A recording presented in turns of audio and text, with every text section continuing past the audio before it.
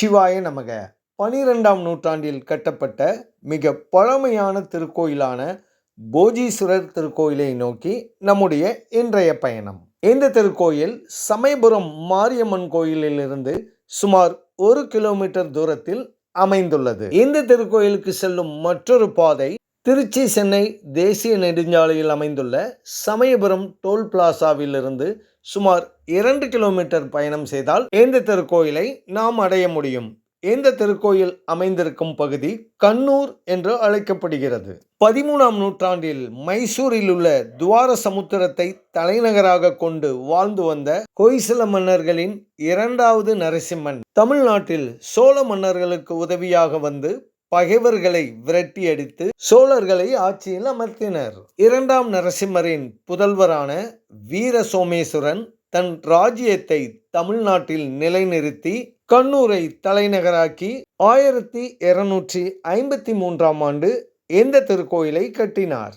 இந்த திருக்கோயிலின் புனித தீர்த்தமான அக்னி தீர்த்தத்தை தான் நாம் இப்பொழுது இங்கே பார்த்து கொண்டிருக்கிறோம்.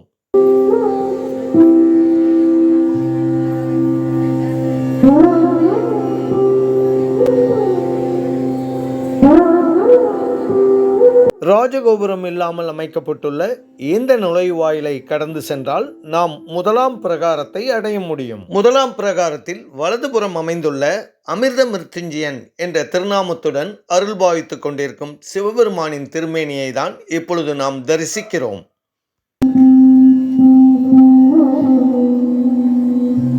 அர்த்த மண்டபத்தின் மேற்புறம் ரிஷப வாகனத்தில் அருள் பாவித்துக் கொண்டிருக்கும் அம்மையப்பரின் திருவுருவங்கள்.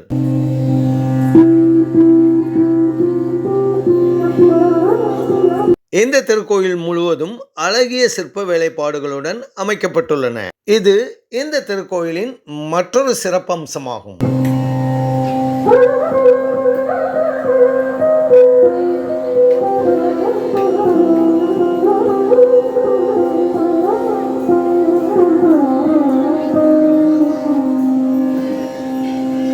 மிக உயரமான பீடத்தில் அமைக்கப்பட்டிருக்கும் நந்தியம்பெருமானின் திருவுருவத்தை தான் இப்பொழுது நாம் இங்கே தரிசனம் செய்து கொண்டு இருக்கிறோம்.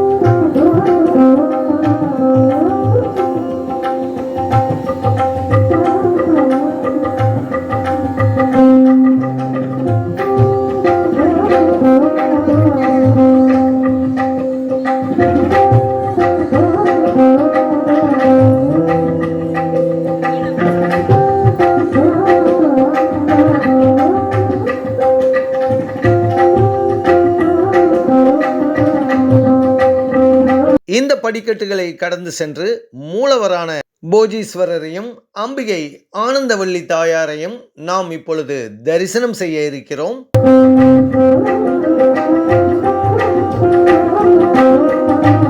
இந்த திருக்கோயிலில் உள்ள சிவபெருமானின் லிங்க திருமேனியானது 16 பட்டைகளுடன் அமைக்கப்பட்டுள்ள லிங்க திருமேனியாகும். இங்குள்ள சிவபெருமானை வழிபாடு செய்வதன் மூலம் நாம் 16 செல்வங்களும் பெற்று நலமுடனும் வளமுடனும் வாழ முடியும். 16 பட்டைகள் உள்ள லிங்க திருமேனி சோடசலிங்கம் என்று அழைக்கப்படுகிறது. நாமும் நம்முடைய பிரார்த்தனைகளை போஜீஸ்வரரிடம் சமர்ப்பிப்போமா?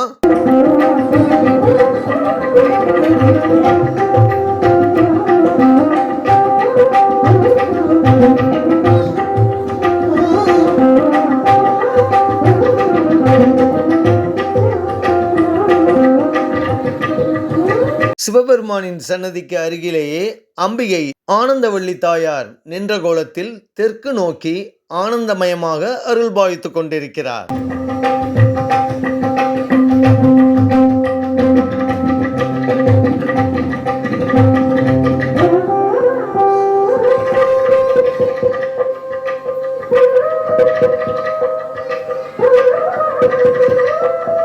இந்த திருக்கோயிலின் முதலாம் பிரகாரத்தை வலம் வரும்போது அழகிய வேலைப்பாடுகளுடன் அமைக்கப்பட்டுள்ள கல்வெட்டுக்களை நாம் இங்கு காண முடியும். இந்த கோயிலை பற்றிய குறிப்புகள் அனைத்தும் தமிழ் எழுத்துக்களில் அழகாக வடிவமைக்கப்பட்டுள்ளன.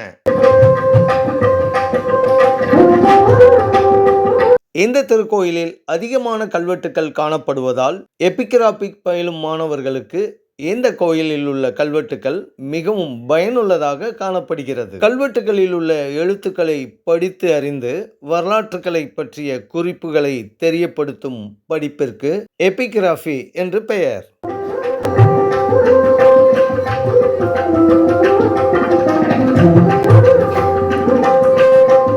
இந்த கோயிலின் முதலாம் பிரகாரத்தில் அதிகமான பூச்செடிகளும் அழகிய புல்தரைகளும் இங்குள்ள மக்களால் நன்றாகவே பராமரிக்கப்படுகிறது. கருவறையை சுற்றி அமைக்கப்பட்டுள்ள சுவர் கோஷ்டம் என்று அழைக்கப்படுகிறது. கோஷ்டத்தில் அமைக்கப்பட்டிருக்கும் விநாயகப் பெருமானின் திருவுருவத்தை தான் இப்பொழுது நாம் தரிசனம் செய்கிறோம்.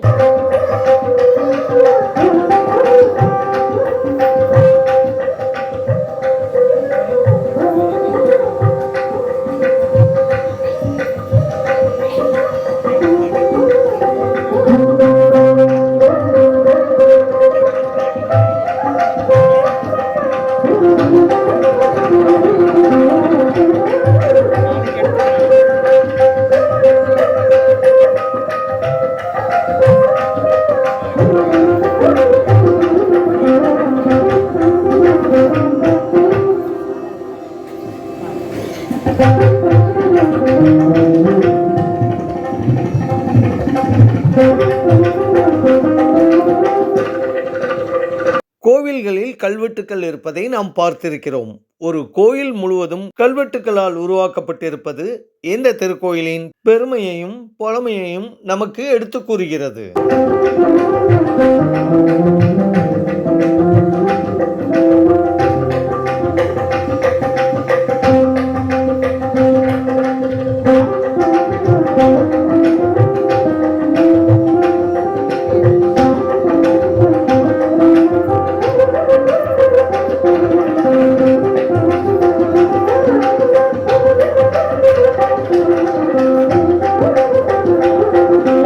கருவறையின் மேல் அமைக்கப்பட்டுள்ள உயரமான விமானத்தை தான் இப்பொழுது தரிசனம் செய்கிறோம்.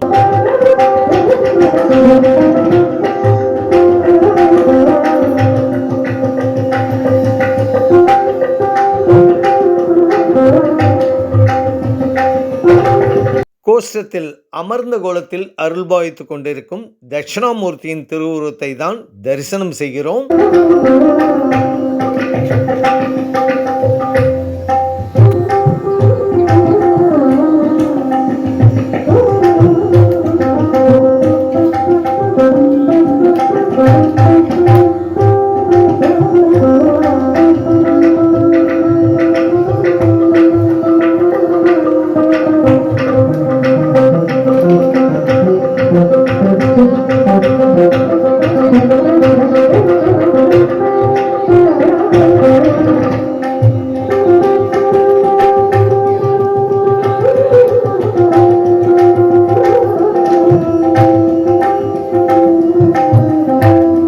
இந்த திருக்கோயிலின் முதலாம் பிரகாரத்தில் தென்மேற்கு மூலையில் அமைக்கப்பட்டுள்ள விநாயகப் பெருமானின் சன்னதியை தான் நாம் இப்பொழுது தரிசிக்கிறோம்.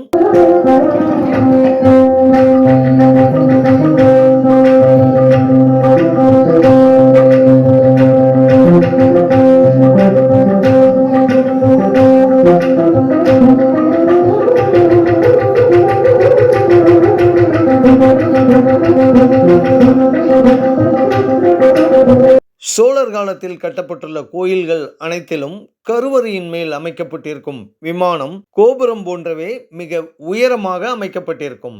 இது சோழர் கால கட்டிடக்கலைக்கு ஒரு சிறந்த எடுத்துக்காட்டாகும். மிக உயரமான இந்த திருக்கோயிலின் விமானத்தை தான் இப்பொழுது தரிசனம் செய்கிறோம்.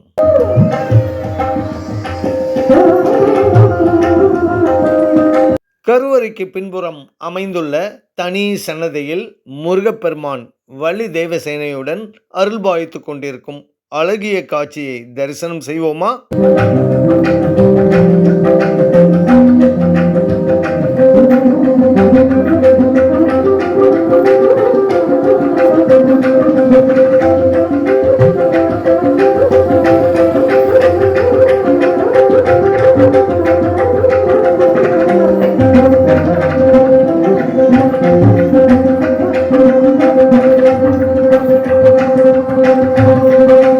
கோஷ்டத்தில் கருவறைக்கு பின்புறம் மேற்கு நோக்கி நின்ற கோலத்தில் அருள்பாய்த்துக் கொண்டிருக்கும் சிவபெருமானின் அம்சமான லிங்கோத்பவரின் திருவுருவத்தை தான் இப்பொழுது நாம் தரிசித்துக் கொண்டிருக்கிறோம்.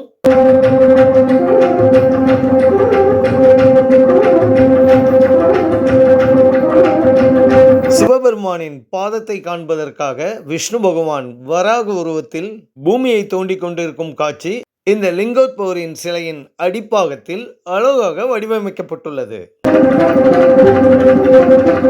அன்னப்பறவை வடிவில் சிவபெருமானின் சிரசு பகுதியை தேடிச் செல்லும் பிரம்மாவின் அன்னப்பறவை திருவுருவம். விஷ்ணு சிவபெருமானின் அடியையும் அதாவது பாதத்தையும், பிரம்மா சிவபெருமானின் முடியையும் அதாவது தலைப்பகுதியையும் காண முடியாததால் லிங்கோத்பவருக்கு மற்றொரு பெயர் அண்ணாமலையார், அதாவது அடிமுடி கண்டறிய முடியாத அண்ணாமலையார் என்ற திருநாமத்துடனும் வழிபாடு செய்யப்படுகிறார்.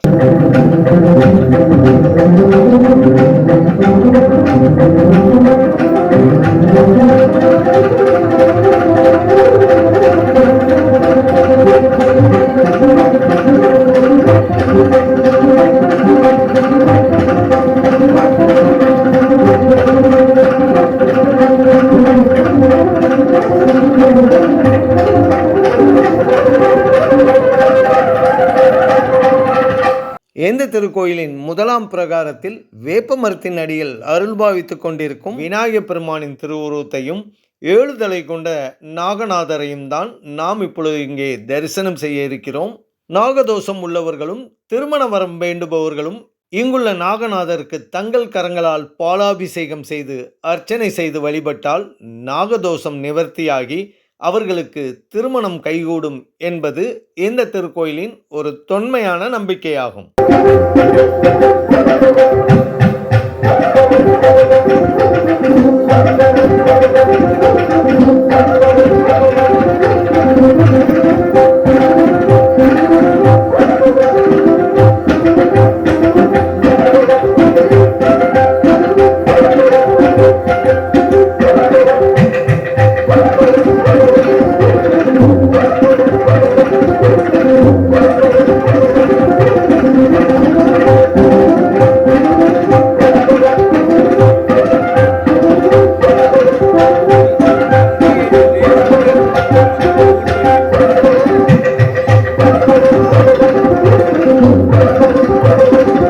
தனி சன்னதியில் அமர்ந்த கோலத்தில் அருள்பாய்த்துக் கொண்டிருக்கும் சண்டிகேஸ்வர பெருமானின் திருவுருவம்.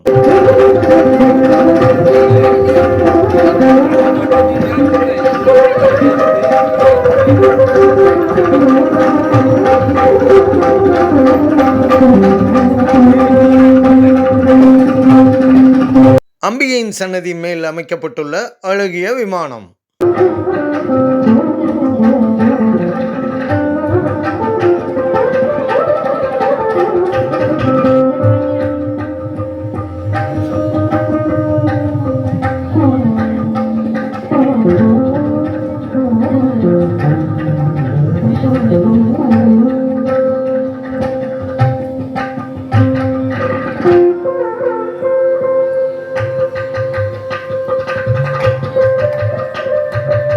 கோஷ்டத்தில் படைக்கும் கடவுளான பிரம்மாவிற்கு அமைக்கப்பட்டுள்ள திருவுருவத்தை தான் இங்கே தரிசனம் செய்கிறோம்.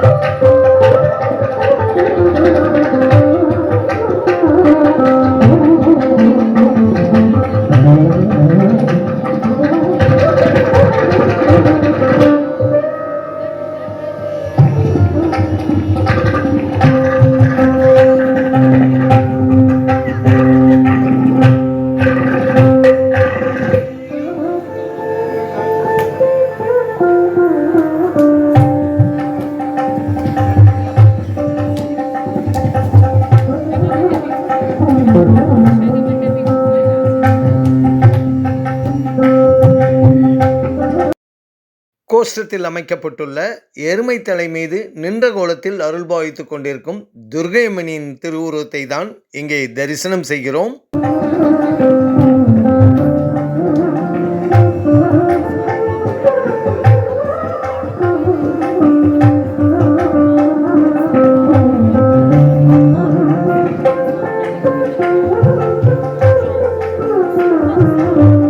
இந்த திருக்கோயிலில் மூலவருக்கு அபிஷேகம் பண்ணப்படும் நீர் முழுவதும் வடிந்து செல்வதற்கு அமைக்கப்பட்டுள்ள அழகிய நீர்வழித்தடத்தை தான் நாம் இப்பொழுது இங்கே பார்த்து கொண்டிருக்கிறோம்.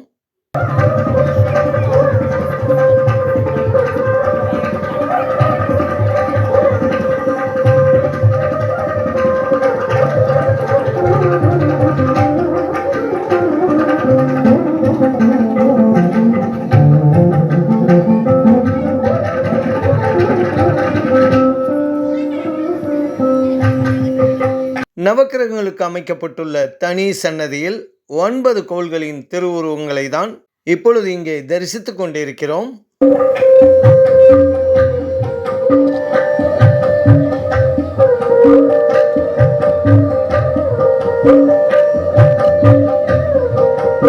இந்த திருக்கோயிலின் ஸ்தல விருட்சமான வில்வ மரம்.